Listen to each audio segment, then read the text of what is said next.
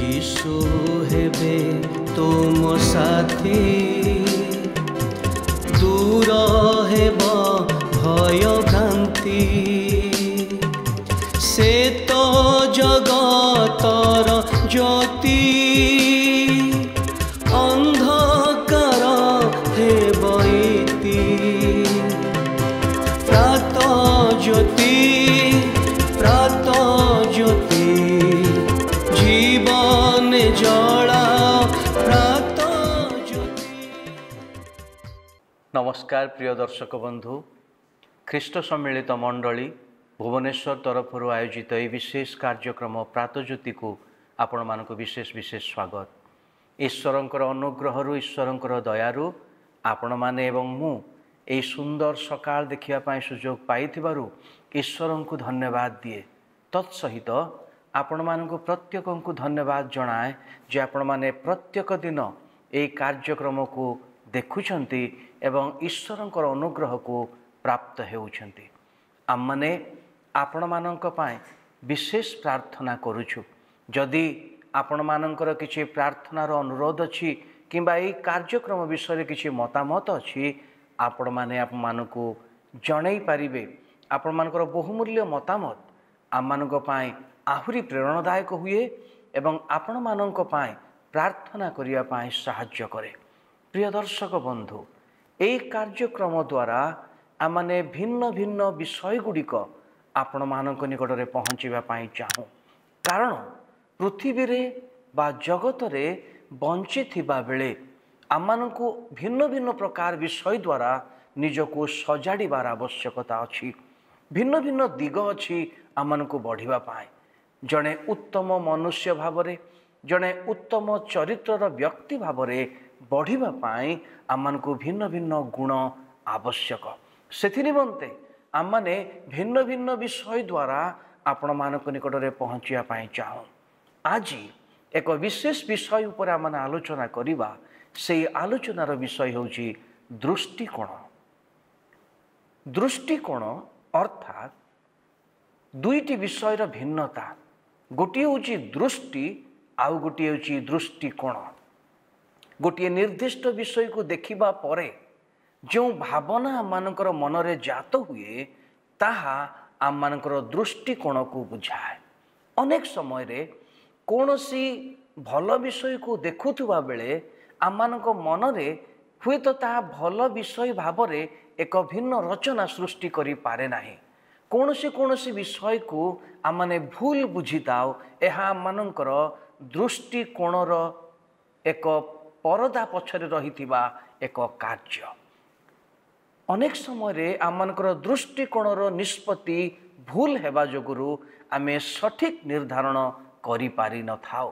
तेणु एई संक्षिप्त समयर कार्यक्रम रे आमने एई दृष्टिकोण विषय रे आज अल्प विषय आलोचना करिबा। मु गोटे दृष्टांत द्वारा आपण माननकु एई कथा बुझेबा पाए चेष्टा करिबे। अनेक समय रे आमने गोटे विषय देखु किंतु सेई विषयटी जहाँ आम माननकु प्रदर्शन करे ताहा आमे भूल भावरे निर्धारण करिथाओ। जेतेबेले इस्राएल लोक माने मिस्र देश रे प्राय 400 रु ऊर्ध्व वर्ष से माने दासत्व अवस्था थिले। मोसांकर नेतृत्व रे ईश्वर से माननकु सेई देश रु बाहर करि आनिले एवं से माननकु गोटे प्रतिज्ञात देश को नहीं जिबा पई से चाहुचंती एवं सेई देश को से जेतेबेले नौचंती सेई समय रे लोक माने प्रांतर रे अछंती। से माने प्रांतर मध्य रे यात्रा करूछंती। ठीक सेई समय रे मोसा 12 जन नेतांकु सेई देश को अर्थात सेई प्रतिज्ञात देश को 12 जन नेतांकु अनुसंधान करिबा पई पठेइले।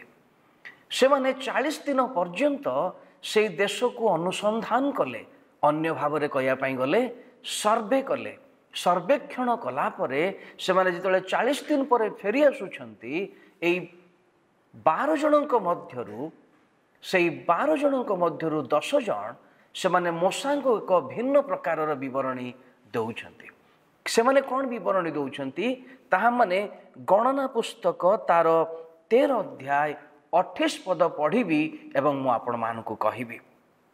से 10 जन ସେମାନେ କହିଲେ, ତଥାପି ସେହି ଦେଶ ନିବାସୀ ମାନେ ବଳବାନ ଓ ନଗର ସବୁ ପ୍ରାଚୀର ବେଷ୍ଟିତ ଓ ଅତି ବଡ଼।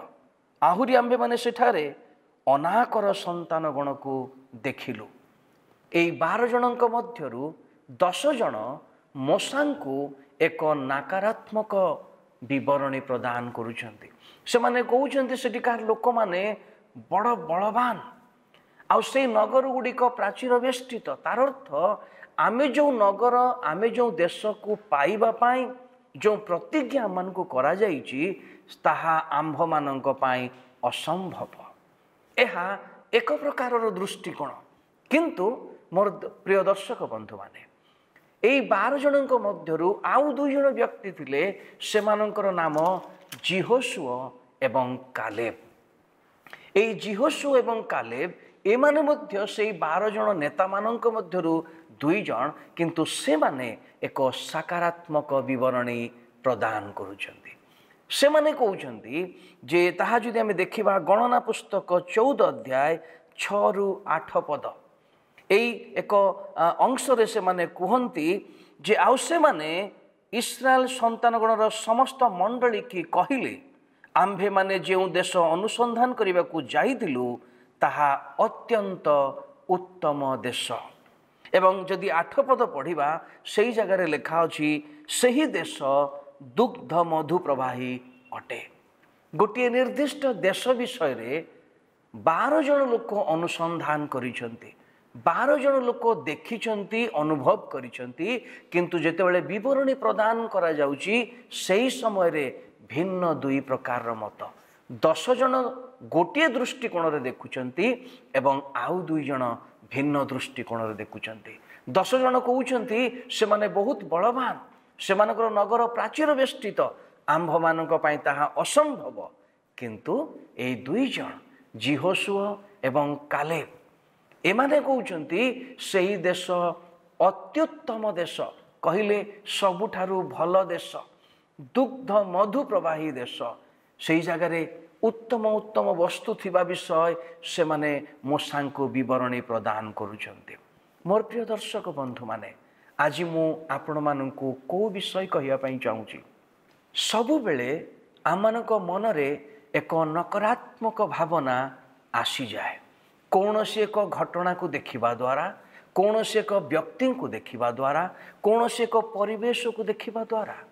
କିନ୍ତୁ ମୁଁ ଆପଣମାନଙ୍କୁ କହିବା ପାଇଁ ଚାହୁଁଛି, ଦୃଷ୍ଟି ଏବଂ ଦୃଷ୍ଟିକୋଣ ଏଇ 2ଟି ଭିନ୍ନ ବିଷୟ। ଆପଣ କେଉଁ ଦୃଷ୍ଟିକୋଣରେ ଦେଖୁଛନ୍ତି? ଇଂରାଜୀରେ ବେଳେବେଳେ ଆମେ କହୁ କେଉଁ ଆଙ୍ଗେଲରେ ଆମମାନେ ଦେଖୁଛୁ ବା କେଉଁ ପର୍ସପେକ୍ଟିଭରେ ଆମମାନେ ଦେଖୁଛୁ। ଏଇ ବିଷୟ ଆମମାନଙ୍କର ଜୀବନ ସହିତ ସେଇ ଘଟଣାକୁ ଜଡ଼ିତ କରିବ। ଆଜି ସେଇ ଦେଶ ବିରୁଦ୍ଧରେ 10 ଜଣ କହୁଥିବା ବେଳେ 2 ଜଣ ସକାରାତ୍ମକ କଥା କହିଲେ। ଆପଣଙ୍କର ମନରେ ସକାରାତ୍ମକ ମନୋଭାବ ଆଣନ୍ତୁ। ଈଶ୍ୱର ଆପଣଙ୍କୁ ଆଶୀର୍ବାଦ କରିବେ। ଧନ୍ୟବାଦ।